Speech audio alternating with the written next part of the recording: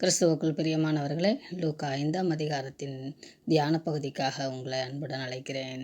நகூமிலே சீமோனின் வீட்டிலே நடந்த அற்புதம் சீமோனுக்கு இயேசு கிறிஸ்துவை அறிமுகப்படுத்தியது. ஆலயத்திலே இருந்த அசுத்த ஆவியை துரத்தும் போது அந்த அற்புதத்தை கண்டார் பேதுரு. தற்போது தனது மாமிக்கு ஜுரத்திலிருந்து தேவன் சுகம் தந்துள்ளார். அநேக வியாதியஸ்தர்களை சுகமாக்கும்படியான வழிவாசல்களை பேதுருவை உருவாக்கி தந்தார். இப்படி பேதுருவின் வீட்டிலிருந்து ஆரம்பிக்கப்பட்டது தேவனுடைய ஊழியம். அதன் பின்பு பேதுருவும் இயேசு கிறிஸ்துவானரும் மிக நெருங்கிய நண்பர்கள் ஆகிவிடுவார்கள். பேதுருவின் வீட்டிலிருந்து தானே இயேசு கிறிஸ்துவானவர் தனது ஊழியத்தை ஆஃபீஸாக அலுவலமாக நடத்தி கொண்டு வருவார். சகல வியாதிகளையும் அசுத்த ஆவிகளின் மேலும் இருக்கிற வல்லமையை பேதுரு இப்பொழுது உணர்ந்து கொண்டார். இப்பொழுது ஆண்டவராகிய இயேசு கிறிஸ்து கெனசரேத்து கடல் அருகே என்றால் இதெல்லாம் கடற்கரையோட ஒவ்வொரு இடங்களுடைய பெயர்கள். இதை நீங்கள் புரிந்து கொள்ள வேண்டும். கலிலியா கடல்தான் அந்த கடலின் ஒவ்வொரு கடற்கரையில் இருக்கக்கூடிய பெயர்கள். வேத வசனங்களை கேட்கும்படி அவரிடத்தில் நெருக்கினார்கள் என்று எழுதப்பட்டிருக்கிறது. ஒரு கூட்டத்தார் அடையாளங்களுக்காகவும் அற்புதங்களுக்காகவும் சுகமளிக்கும் வரங்களுக்காகவும் நின்றிருந்தாலும் ஒரு கூட்டத்தார் தேவனுடைய வசனத்தை கேட்க ஆவலாய் நெருக்கினார்கள் என்று பார்க்கிறோம். அதாவது இயேசு கிறிஸ்துவனுடைய முகத்தையும் அவருடைய சொற்களையும் கேட்பதற்கு மனிதர்கள் வாஞ்சையாய் இருந்தார்கள். இந்த கலிலேய கடல் எப்பொழுதும் அமைதியாக இருக்கக்கூடிய கடல். அதன் அலைகள் கூட அமைதியாகத்தான் கரையை தொட்டு விட்டு வரும். இப்பொழுது 2 மீன்பிடிக்கும் படகில் உள்ளவர்கள் கடலிலே படகை வெளியே கொண்டு வந்துவிட்டு வலைகளை அலசி உதறி கொண்டிருக்கிறார்கள். இந்த சம்பவங்கள் கரையிலே நடக்கிறது. அப்பொழுது ஆண்டவராகிய இயேசு கிறிஸ்து படகுகளில் ஒன்றில் ஏறினார். காற்று திசைக்கு வசதியாக அவர் பேசுவதற்காக அந்த காற்று திசைக்கு ஒத்ததாக அவர் அந்த படகை சற்று உள்ளே நகர்த்தி செல்ல விரும்புகிறார். அப்படி அவருக்கு செய்து கொடுத்தார்கள். இப்பொழுது ஒரு தியேட்டரில் அமர்ந்திருப்பது போல நீங்கள் யோசித்து கொள்ளலாம். அது தியேட்டரின் டவுன் பகுதியில் ஸ்டேஜ் இருக்கும். அந்த ஸ்டேஜில் ஆண்டவராகிய இயேசு கிறிஸ்து பேசி கொண்டிருக்கிறார். கரைகளிலே மனிதர்கள் நின்று கொண்டிருக்கிறார்கள். அலை மிக மெதுவாக அடித்து கொண்டிருக்கிறது. காற்றின் திசையினுடையே அவர் பேசுகிறார். ஆதலால் அவர் சத்தத்தை காற்றுகள் கடத்தி மனித உள்ளத்திலே செவிகளிலே விழும்படியாக செய்கிறது. செல்லும்படியான வாசலும் சொல்லும்படியான வாசலும் இங்கே திறந்து வைக்கப்பட்டிருக்கிறது. சொல்லக்கூடிய வாசலாகிய ஆண்டவராகிய இயேசு கிறிஸ்துவின் வாய்களும் செல்லக்கூடிய வாசலாகிய மனிதனின் செவிகளும் திறந்து வைக்கப்பட்டிருக்கிறது. Perfect communication is going on. அவர் பேசிக்கொண்டிருந்த படகு பேதுருவின் படகு. இந்த சம்பவங்கள்லாம் நமக்கு ஆழமாக தெரியும். உன் தாளந்து, உன் பொருட்கள் இவை அனைத்தையும் தேவனுக்கு தேவையான பொழுது தேவ சித்தத்துக்கு பயன்படுத்தப்படுவதற்காக கொடுத்தால் அதை அவர் பயன்படுத்துவார். யாருக்கு பயன்படுத்துவார்? மனிதர்களுக்கு என்றுதான் பயன்படுத்துவார். அவர் வேலை முடிந்தவுடன் நமது குறைவுகளெல்லாம் அவர் நிறைவாக்குவார் என்பதை இந்த சம்பவத்திலிருந்து புரிந்து கொள்ளலாம். அநேக வேளைகளிலே நாம் மனிதர்களுக்குத்தான் உதவி செய்ய வேண்டும் என்ற எண்ணத்தை மறந்து விடுவோம். நான் ஆண்டவருக்கென்று கொடுத்தேன், நான் ஆலயத்துக்கென்று கொடுத்தேன், நான் அவருக்கென்று கொடுத்தேன், நான் இவருக்கென்று கொடுத்தேன் சொல்லி நமது விருப்பத்தை நிறைவேற்றுவதற்காக காணிக்கைகளை தானங்களை செய்வோம். இது தவறு. எதை செய்தாலும் கர்த்தருடைய நாமத்தினாலே செய்ய வேண்டும். ஆனால் செய்வது என்னவோ மனிதர்களுக்குத்தான் செய்கிறோம். சக மனிதர்களுக்குத்தான் செய்கிறோம். அது ஆலயத்திலே படைக்கிற காணிக்கையாக இருக்கட்டும், ஊழியத்திற்கு படைக்கிற காணிக்கையாக இருக்கட்டும், அல்லது இலவசமாக யாருக்கும் கொடுப்பதாக இருக்கட்டும். நீங்கள் சக மனிதனுக்குத்தான் உதவி செய்ய முடியுமே ஒழிய வேற ஒருவருக்கும் உதவி செய்ய முடியாது. ஆனால் அவற்றை இயேசு கிறிஸ்து நாமத்தினாலே செய்யும்போது தேவன் அதற்கு இரட்டிப்பான பலனை தருவார். 5ஆம் வசனத்தின்படி, உன்னை இரவு முழுவதும் அகப்படவில்லை, ஆகிலும் உம்முடைய வார்த்தையின்படி வலையை போடுகிறேன் என்று சொல்லுகிறார். கிறிஸ்துவின் வார்த்தை வரும்போது அதை உள்வாங்க வேண்டும், ஏற்றுக்கொள்ள வேண்டும், அதை அப்படியே செயலாற்ற வேண்டும். Act what God says. இது அந்த நாள் மட்டுமல்ல, இன்றைய நாளிலும் ஒவ்வொரு நாளிலும் தேவன் நம்மோடு பேசிக்கொண்டிருக்கிறார். அவர்கள் அந்தபடியே செய்து என்று எழுதப்பட்டிருக்கிறது. பேதுருவோடு பிற மனிதர்களும் இருந்திருக்கிறார்கள். ஒருவேளை கரையிலே நின்றிருந்த 2 படகுகளும் உள்ளே சென்றிருக்க வேண்டும். மற்ற 2 படகுகளையும் கூட்டாளிகளையும் அழைத்து இந்த 2 படகுகளும் விரும்பத்தக்கதாக மீன்களை அவர்கள் பிடித்தார்கள். இந்த சம்பவம் இவருடைய வாழ்க்கையிலே நடந்தது என்பது மிக ஆச்சரியமானது. வாழ்நாளிலே இப்படி ஒரு சம்பவத்தை அவர்கள் அனுபவித்ததில்லை. ஆதலால் பேதுரு புரிந்து கொள்கிறான் இவருடைய சர்வ வல்லமையை. இப்பொழுது கடலின் மேலும் கடலில் இருக்கிற ஜீவராசிகளின் மேலும் ஆண்டவராகிய இயேசு கிறிஸ்துவுக்கு இருக்கிற வல்லமையை பேதுரு புணர்ந்து கொண்டான். ஆதலால் தன்னை பாவியென்று உணர்ந்தான். தான் சிறு வயதிலிருந்து வளர்ந்து பழகிய கடலின் அற்புதத்தை எனக்கு தெரியாததா இவருக்கு தெரிந்துவிடும் என்று நினைத்திருப்பான் போலும். இப்பொழுது புரிந்து கொண்டான் இவர் அண்ட சராசரங்களை ஆளுகை செய்கிறவர் என்று. இந்த சம்பவத்திலே செபதேவின் குமாரனாகிய யாக்கோப்பும் யோவானும் கூட இருந்திருக்கிறார்கள். கப்பர்நகூம் தொடங்கி சீமோன் வீடு, சீமோன் வீடிலிருந்து கடல். அது ஆலயமாகிலும் மனித வீடாகிலும் தேவ வீடாகிலும் கடலாகிலும் தேவன் ஆளுகை செய்கிறவர். ஆதலால் அவர்கள் சகலத்தையும் விட்டுவிட்டு தேவனுக்கு பின் சென்றார்கள். மனிதர்களை வெறுத்து நாம் தேவனுக்கு ஊழியம் செய்வது இயலாத காரியம். அதே போல தேவனை மறந்து மனிதனுக்கு செய்வது ஆசீர்வாதம் பெறாது. ஆதலால் கிறிஸ்துவின் சித்தத்தை நிறைவேற்றுவதற்கு நம்முடையதையும் நமது எண்ணங்களையும் சிந்தைகளையும் வரங்களையும் கீழ்ப்படிதலையும் செயல்படுத்த வேண்டும். அது அநேகருக்கு மனம் திரும்புதலுக்கு வழிகாட்டியாக அமையும். அதைத்தான் ஆண்டவர் சொல்லுகிறார். இன்று முதல் நான் உங்களை மனிதர்களை பிடிக்கிறவராக்குவேன். ஏனெனில் கிறிஸ்துவின் சித்தம் மனிதர்களை தேவனிடத்தில் ஒப்புரவாக்குவதுதான். மனிதரை பிடிக்கும் உன்னத பணியிலேதான் கிறிஸ்து ஒவ்வொரு மனிதரையும் பயன்படுத்த விரும்புகிறார். ஒரு சரியான ஆடு முன்னிலைமைப்படுத்தி நடந்து செல்லும் போது மற்ற ஆடுகளும் அந்த வழிகளே செல்லும். தனக்கான உணவையோ தண்ணீரையோ கண்டுகொள்ளும். ஒரு சரியான மீன் பாதுகாப்பான இடத்திற்கு செல்லும் போது அதை ஃபாலோ பண்ணி போகிற எல்லா மீன்களும் பாதுகாப்பாக இருக்கும். இப்படித்தான் மனிதனை கொண்டு மனிதனை தேவன் சந்திக்க விரும்பினார். ஆதலால் மனித சாயலில் இறங்கி வந்தார். இரண்டாவது சம்பவமாக குஷ்டரோகம் சுஸ்தமாகிறதை பார்க்கிறோம். அந்த காலத்திலே குஷ்டரோகமானது மிக கொடூரமான, அதாவது பாவியிலும் கொடூர பாவி செய்தவன், தேவ தண்டனையை பெற்றவன் என்று சொல்லக்கூடிய அளவுக்கு மிக கொடூரமாக சொந்த மக்களாலே ஒதுக்கி வைக்கப்பட்ட, ஊரை விட்டு வெளியே வாழ வேண்டிய சூழலாய் இருந்தது.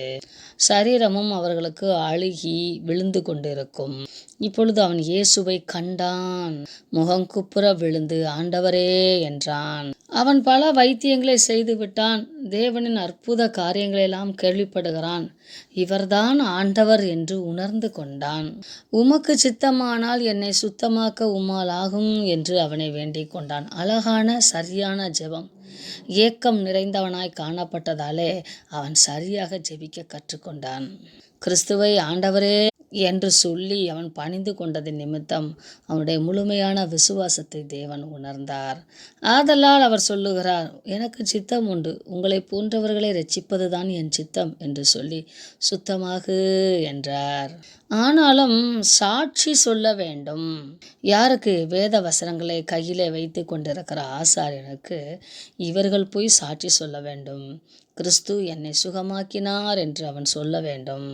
ஆதலால் வருகிறவராகிய மேசியா இவர்தான் என்று ஆசாரியர்களும் வேதபாரர்களும் புரிந்து கொள்ள வேண்டும் என்பதற்காக தேவன் சாட்சியாக அங்கு நிறுத்தச் சொல்லுகிறார்.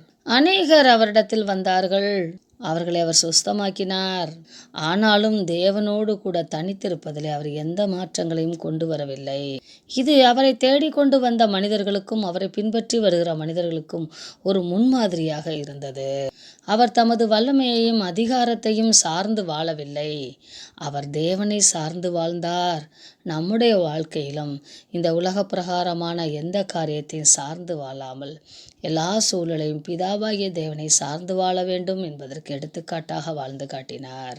திமிர்வாதக்காரனை சுகமாக்கும் சம்பவம் நாம் அடிக்கடி கற்று அறிந்தவைகள்தான். ஆனாலும் சில முக்கியமான கருத்துக்களை உங்களோடு நான் பகிர்ந்து கொள்கிறேன். இந்த சம்பவம் நடக்கிற வீடு பேதுருவின் வீடு.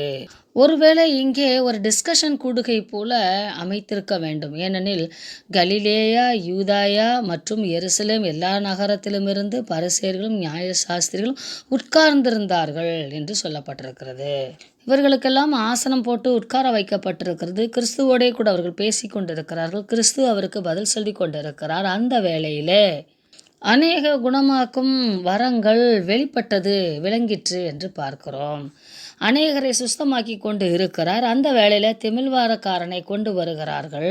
கொண்டு வருவதற்கு வழியற்ற சூழலிலே அவர்கள் கூரையை பிரித்து மேலிருந்து கீழே இறக்கும்படியாக அந்த வீட்டு எஜமானிடத்திலே கேட்டுக்கொண்டு தேவனிடத்திலே இந்த குணப்படுத்த வேண்டிய திமிர்வாதக்காரனை இறக்குகிறார்கள். அவனுடைய நண்பர்களும் திமிர்வாதக்காரனுக்கும் முழுமையான விசுவாசம் இருந்தது. எப்படியாகிலும் கிறிஸ்துவனிடத்தில் கொண்டு வரப்பட்டால் அவன் சுகமாவான். என்னை கிறிஸ்துவிடத்தில் கொண்டு சேருங்கள் என்று சொல்லக்கூடிய மனிதர்கள் இந்த பூமியிலே இன்னும் வாழ்ந்து கொண்டிருக்கிறார்கள். கொண்டு சேர்க்க வேண்டிய பணி நம்முடைய பணி. இந்த காரியம் வாய்க்குமா வாய்க்காதா என்ற எந்த ஒரு சந்தேகமும் இல்லாமல் விசுவாசத்தோடு அவர்கள் கடைசி வரை போராடி அந்த திமிர்வாதக்காரனை இயேசு கிறிஸ்துவின் சமீபத்திலே கொண்டு வந்து சேர்த்தார்கள். ஆதலால் அவர்கள் விசுவாசத்தை கண்டு தேவன் உனது பாவங்கள் மன்னிக்கப்பட்டது என்றார். வேத வாக்கியங்களை கையிலே வைத்து கொண்டு நீ தவறானவர் என்று அவர்கள் ஆர்கியூ பண்ணுவதற்குத்தானே கிறிஸ்துவனிடத்திலே வந்திருக்கிறார்கள். ஆதலால் தேவனே அன்றி ஒருவரும் பாவங்களை மன்னிக்க தக்கவர் இல்லையே என்று சொல்லி அவர்கள் எண்ணத்திலே தோன்றுகிறது. அப்பொழுது கூட வருகிறவராகிய மேசியா இவர்தானோ என்று சிந்திப்பதற்கு அவர்களுக்கு யோசனை வரவில்லை. ஆனால் அவர்களுடைய தவறான சிந்தனையை அறிந்த இயேசு கிறிஸ்துவானவர் அவர்களிடத்திலே உங்கள் பாவங்கள் உங்களுக்கு மன்னிக்கப்பட்டது என்று சொல்லுவதோ எழுந்து நடவென்று சொல்லுவதோ எது எளிது என்று கேட்கிறார். அநேகர் நமக்கும் கூட இது புரிவதில்லை. ஏனெனில் கிறிஸ்து என்ன சொல்லுகிறார்? உன் பாவங்கள் மன்னிக்கப்பட்டது என்றால் முழு மனிதன் ஹோல் பீயிங் ஹியூமன் பீயிங்கோட ஹீலிங் நடக்கிறது. ஆவி ஆத்மா சரீரத்திலே முழுவதுமாக மன்னிப்பு உண்டாகிறது. அவன் முழு மனிதனாக சுகமாகுகிறான். எழுந்து நடவென்று சொல்லுவது சரீரம் மாத்திரம் சுகம் பெறும். கிறிஸ்து இங்கே நமக்கு ஒரு பாடத்தை கற்பிக்க விரும்புகிறார். மனுஷகுமாரனுக்கு பூமியிலே மன்னிப்பதற்கு அதிகாரம் உண்டு என்பதை அவர் செய்து காட்டி நாமும் ஒவ்வொரு மனிதர்களும் கிறிஸ்துவின் நாமத்தின் நிமித்தம் பிறரை மன்னிக்க முடியும். மன்னிப்பதினால் எனக்கும் அவர்களுக்கும் சுகம் உண்டாகிறது என்பதை புரிந்து கொள்வதற்காக இந்த காரியங்கள் இங்கே நடக்கிறது. பிறருக்கு நடக்கிற மன்னிப்பு நமக்கு சந்தோஷத்தை தர வேண்டும். பிறருக்கு நடக்கிற மன்னிப்பு நமக்கு மன வருத்தத்தை தந்தால் அது பரிசேயத்தனம். இப்பொழுது ஆண்டவராய் இயேசு கிறிஸ்து உன் படுக்கையை எடுத்துக்கொண்டு உன் வீட்டுக்கு போ என்றால் இதுவரை நீர் கட்டியிருந்த உன் கட்டுகளை நீ உடைத்து எறிந்து உன் வீட்டுக்கு தேவ வீட்டுக்கு போ என்று சொல்லுகிறார். அவன் தேவனை மைமைப்படுத்தி கொண்டு நடந்து போனான் என்று போடப்பட்டிருக்கிறது. இந்த நாளிலே கண்ட அனைவர்களும் ஆச்சரியப்பட்டார்கள். மன்னிப்பின் செய்தியை அங்கே தேவன் போதித்து விட்டார். இவைகளையெல்லாம் கேட்டுக்கொண்டும் பார்த்து கொண்டும் இருக்கிற லேவி என்கிற மத்தேயு என்பவர் ஆயக்கார துறை என்று போடப்பட்டிருக்கிறது. ஆஃபீஸில் அவன் உட்கார்ந்திருக்கிறார், அலுவலகத்தில் இருக்கிறார். அவர் ஒருவேளை கலிலி பிராந்தியத்திலே இருக்கக்கூடிய சகல டாக்ஸ் கலெக்டருக்கும் பொறுப்பாளராய் இருக்க வேண்டும். அவர் மனதிலே பலவிதமான விரக்திகளும் வேதனைகளுக்கு மத்தியிலே நடந்து வருகிற சம்பவங்களை எல்லாம் கேள்விப்பட்டு மனதிலே அவர் தேவனை கிறிஸ்துவை பார்க்க ஆசைப்பட்டிருக்க வேண்டும். தான் செய்து கொண்டிருக்கிற பணியின் மேல் விரக்தியும் தேவ பணியின் மேல் தேவனை பின்பற்றி வரக்கூடிய வாஞ்சையும் அவருக்குள்ளாக இருந்திருக்க வேண்டும். நாம் எப்பொழுதுமே சரீர பிரகாரமான காரியங்களையே தேடிக்கொண்டிருக்கிறோம். மனம் எப்படி சிந்திக்கும் என்பதை நாம் அந்த கண்ணோட்டத்திலே வேதத்தை வாசிப்போமானால் அற்புதங்களை எல்லாம் புரிந்து கொள்ளலாம், அதிசயமான காரியங்களை எல்லாம் புரிந்து கொள்ளலாம். இப்பொழுது இந்த மனநிலைமையில இருக்கிற இந்த லேவியனை பார்த்து அவர் என்னை பின்பற்றி வா என்று ஒரு வார்த்தை சொல்லுகிறார். ஏனெனில் அவனுடைய விருப்பம் அதுவாய் இருந்தது. ஆதலால் எளிதில் அவன் தான் பணி செய்து கொண்டிருந்ததெல்லாம் விட்டுவிட்டு கிறிஸ்துவுக்கு பின் சென்றான். இந்த வாய்ப்பு அவனுக்கு கிடைத்தது மிகப்பெரிய வாய்ப்பு என்று எண்ணினான். அதனால் தனது வீட்டிலே நன்றி உபச்சார கூட்டம் வைத்திருந்தான். அந்த விருந்திலே அநேகர் கலந்து கொண்டார்கள். மனிதர்கள் யாவரும் சரிசமமானவர்கள் என்பதை கிறிஸ்து இங்கே பதிவு செய்கிறார். ஒவ்வொரு மனிதனுக்கும் கிறிஸ்து நான் சமீபமாய் இருக்கிறேன், நான் உங்களுக்கு வேண்டும், நீ எனக்கு வேண்டும் என்று ஒவ்வொரு தனி மனிதனோடும் சொல்லுவது போல இந்த சம்பவம் அமைகிறது. பரிசேயர்கள் அவர்களை கண்டு முறுமுறுத்து ஆயக்காரரோடும் பாவிகளோடும் உணவருந்துகிறாரே என்று கேள்வி கேட்கிறார்கள். அப்பொழுது ஆண்டவராய் இயேசு கிறிஸ்து, பிணியாளிகளுக்கு வைத்தியன் வேண்டியதே அல்லாமல் சுகமுள்ளவர்களுக்கு வேண்டியதில்லை என்றால், எனக்கு நோய் இருக்கிறது என்று மருத்துவரிடம் சென்றால் மருத்துவர் நமக்கு சுகம் தருவார். எந்த நோயாளியையும் தேடி மருத்துவர் வருவதில்லை. நான் நல்லா இருக்கேன்னு சொல்கிறவங்களுக்கு எந்த டெஸ்ட்டும் எடுக்க மாட்டாங்க.